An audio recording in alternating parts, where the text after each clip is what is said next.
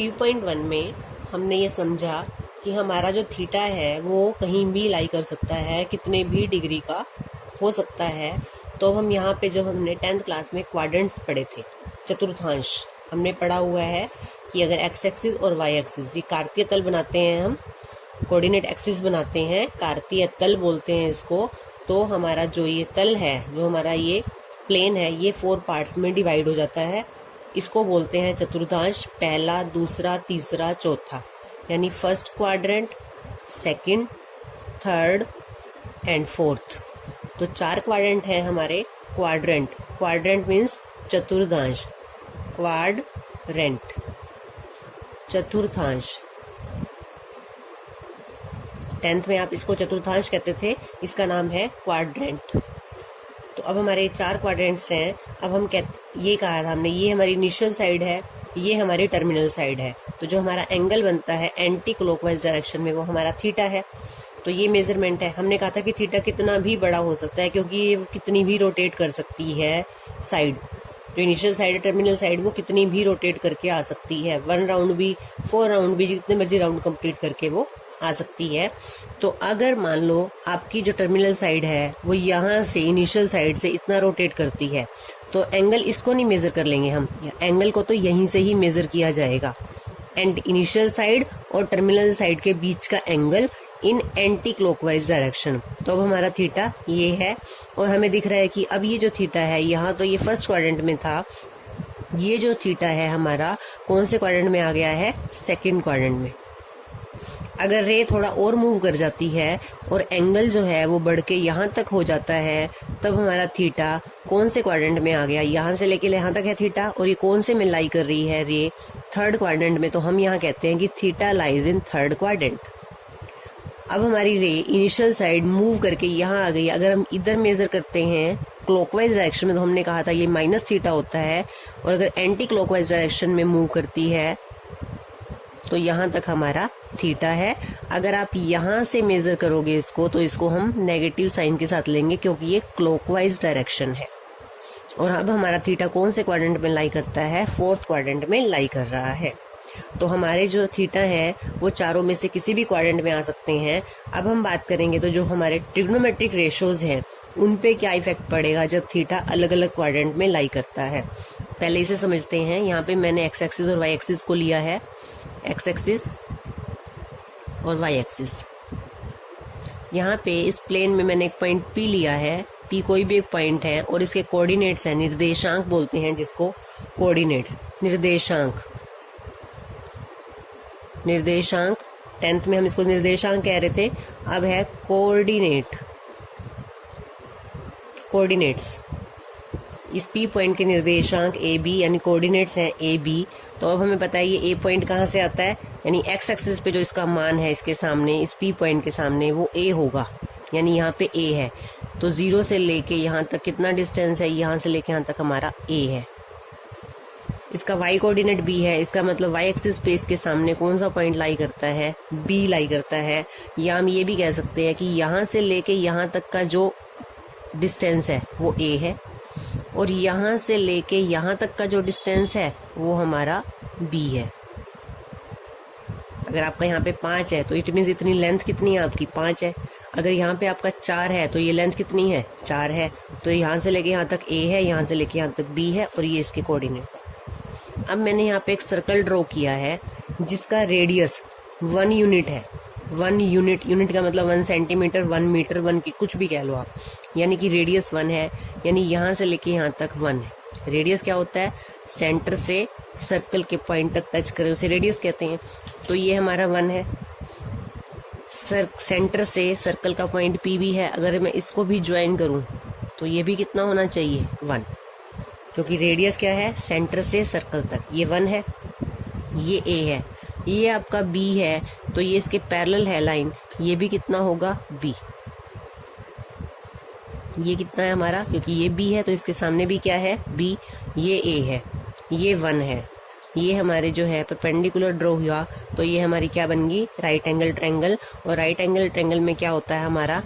Pythagoras theorem लगाएं अगर, तो बेस का स्क्वायर प्लस परपेंडिकुलर का square is equal to hypotenuse का स्क्वायर, यानी A square plus B square is equal to 1। यहाँ तक समझ में आया कि हमने यहाँ पे इस ट्रायंगल के अंदर पाइथागोरस थ्योरम लगा के A square plus B square by 1 by Pythagoras theorem. अब आगे करते हैं। अगर मैं ये कह दूं कि ये एंगल थीटा है, जितना भी ये इनिशियल साइड से टर्मिनल साइड मूव करी है ये एंगल थीटा है, तो अब हमें कोस थीटा और साइन थीटा की वैल्यू निकालनी आती है। कोस थीटा का फॉर्मूला क्या होता है? Base by hypotenuse. बेस कितना है हमारा a और हाइपोटेन्यूज है 1, यानी कोस थीटा किसके इक्वल आ गया? a के इक्वल। साइन थीटा की वैल्यू निकालते हैं। Sine theta is equal to p by h, perpendicular by hypotenuse. Perpendicular कितना है? b और हाइपोटेन्यूज है 1, तो साइन थीटा कितना आ गया हमारा? b। और यहाँ पे a square plus B square 1, यानी कि cos square theta plus sine square theta is equal to 1। ये तो हमें फॉर्मूला हमने 10th क्लास में भी किया है। अगर मैं यहाँ पे a की और b की वैल्यू यहाँ पुट कर दूं तो a की जगह क्या रखना है? कोस थीटा, तो cos square theta plus sine square theta is equal to 1। तो ये फॉर्मूला तो हम 10th क्लास में पढ़ चुके हैं। अब हमने ये समझना है कोस थीटा की वैल्यू a है, साइन थीटा की वैल्यू b है, यानी कि जो a कोऑर्डिनेट है वो कोस थीटा है और जो b कोऑर्डिनेट है वो साइन थीटा है। हम यहाँ पे इस सर्कल के ऊपर अलग अलग पॉइंट्स के कोऑर्डिनेट्स निकालते हैं। हमने कहा था इस जो सर्कल है इसका रेडियस है 1 यूनिट। 1 यूनिट है तो ये सेंटर, ये सर्कल, ये क्या है? रेडियस। तो ये क्या है? 1, यहाँ से लेके यहाँ तक 1। इस पॉइंट के कोऑर्डिनेट क्या होंगे? 1, 0। एक्स एक्सिस पे y की वैल्यू 0 होती है और ये पॉइंट 1 है तो x कोऑर्डिनेट 1 है। इस पॉइंट के कोऑर्डिनेट निकालते हैं। क्योंकि ये रेडियस 1 है, ये y एक्सिस है, x कोऑर्डिनेट 0, y की वैल्यू 1। इस पॉइंट के कोऑर्डिनेट निकालते हैं। इस पॉइंट के कोऑर्डिनेट्स क्या आएंगे? ये नेगेटिव साइड जितनी इधर है उतनी ही नेगेटिव है, तो -1, 0। जितना ऊपर होता है उतना ही सर्कल नीचे है। इस पॉइंट के कोऑर्डिनेट आएंगे 0, -1। अब हम देखते हैं इस पॉइंट पे बात करते हैं। मान लो आपकी जो टर्मिनल साइड है वो यहाँ लाई कर रही है इस टाइम पे, तो आपका थीटा कितना है? ये लाइन तो मूव ही नहीं करी, इनिशियल साइड और टर्मिनल साइड 1 यही सेम हो गई, तो थीटा आपका उस टाइम पे क्या है? 0। तो अगर आपका थीटा 0 है तब आप सोचो कोस और साइन की वैल्यू क्या होगी। अगर थीटा आपका 0 है तब कोस थीटा आपका यानी कोस 0 कितना आएगा? हमने अभी क्या कहा था? कोस किसके बराबर है? a के बराबर। a का मतलब उसका x कोऑर्डिनेट, और साइन थीटा किसके बराबर है? b के बराबर। b का मतलब उसका y coordinate. x coordinate cos theta के बराबर है, y कोऑर्डिनेट साइन थीटा के बराबर है। अब मुझे इस पॉइंट पे, इस एक्सिस पे कोस और साइन की वैल्यू बतानी है, तो कोस थीटा की वैल्यू 1 है और साइन थीटा की वैल्यू 0 है। तो कोस 0 क्या आ गया? 1 और साइन 0 क्या आ गया? 0। ये वैल्यू हमें वैसे भी याद है लेकिन हम यहाँ से निकाल के दिखा रहे हैं। जो फर्स्ट कोऑर्डिनेट है वो कोस की वैल्यू है, जो पीछे वाला कोऑर्डिनेट है वो साइन की वैल्यू है। अब इस पॉइंट पे पहले देखेंगे थीटा कितना हो जाएगा। ये इनिशियल साइड है। अगर टर्मिनल साइड आपकी यहाँ आ जाती है, आप ये सोच के देखो कितना एंगल मूव हुआ? 90 डिग्री। तो जब थीटा हमारा 90 डिग्री है उस समय कोस 90 और साइन 90 की वैल्यू अपने आप याद करी हुई नहीं लिखनी है, यहाँ से सोचो क्या आएगी।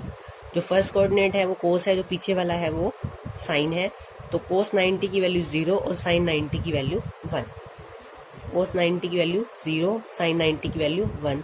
और अब आप 10th क्लास में याद करो, आपने टेबल में भी यही याद किया था कि कोस 90 0 होता है, साइन 90 1 होता है। अब फिर से थीटा को मूव करते हैं। थीटा को अब हम मूव करके ले आते हैं इस पॉइंट पर।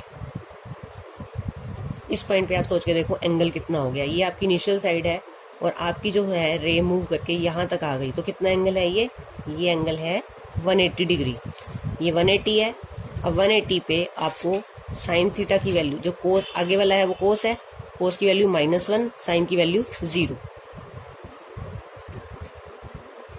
जब थीटा 180 डिग्री है तो आपका जो कोस 180 है, या कोस पाई भी लिख सकते हैं इसको, कोस पाई की वैल्यू -1 और साइन पाई लिख देते हैं 180 की जगह 0, क्योंकि हमने कल किया था 180 डिग्री या पाई रेडियन एक ही बात होती है।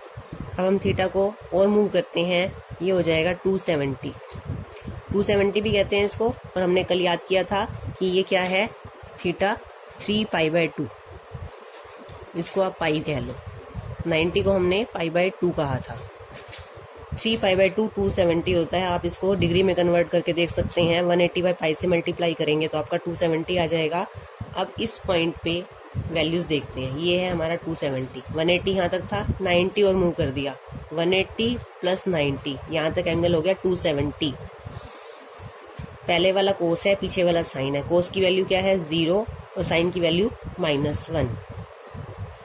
तो हमारी कोस 3 π/2 की वैल्यू क्या आई 0 और साइन 3 π/2 की वैल्यू क्या आई -1। एक और रह गया, जब थीटा हम पूरा का पूरा 1 रोटेशन कर देते हैं यानी कि 2 पाई कंप्लीट कर देते हैं, तब हमारा कोस 2 पाई और साइन 2 पाई देखना है कितना आता है। कोस 2 पाई का मतलब पूरा एक 1 रोटेशन। वापस यहीं पे आ गए। कोस की वैल्यू 1, साइन की वैल्यू 0। तो कोस 2 पाई की वैल्यू 1, साइन 2 पाई की वैल्यू 0। एक बार रेडियन में एंगल को समझते हैं। यहाँ पे हमारा थीटा, क्योंकि हमारी रे मूव ही नहीं करी, तो 0 डिग्री है। थीटा 0 डिग्री है। जब हम यहाँ से रे को रोटेट करके यहाँ लेके आ रहे हैं इस लाइन पे, तब हमारा थीटा 90 डिग्री हो गया है यहाँ पर। 90 यानी कि π/2। फिर हमने अपनी इनिशियल रे को यहाँ तक रोटेट कर दिया, यानी यहाँ पे जब हमारी रे पहुंच गई है यहाँ से ऐसे मूव करके, तो यहाँ पे हमारा जो एंगल है वो 180 डिग्री हो गया। उसके बाद हमने 90 और यहाँ से यहाँ तक तो आ चुके हो आप, पाई हो चुका है। अब आपने यहाँ से लेके खींच के रे को यहाँ तक ले आए हो, यानी थीटा अब आपका यहाँ से लेके यहाँ तक हो गया है। यहाँ तक तो आप पहले ही कैलकुलेट कर चुके हो। यहाँ तक आपका थीटा कितना है पाई। आगे और देखो कितना मूव किया, पाई तक तो आप आ चुके हो। यहाँ से यहाँ तक कितना और आए हो आप, π/2। तो एलसीएम लेके देखेंगे 2 पाई प्लस π/2 कितना हो गया, ये 3 π/2। यानी यहाँ पर थीटा हमारा कितना है 3 π/2।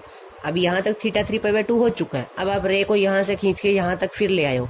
ये एंगल कितना है 90। आपको पता है ये सारे एंगल कितने कितने के हैं 90 के। 3 π/2 आप आ चुके हो। π/2 आप और आगे मूव कर गए हो। एलसीएम लिया 3 पाई प्लस पाई कितना हो गया 4 π/2 यानी कि 2 पाई।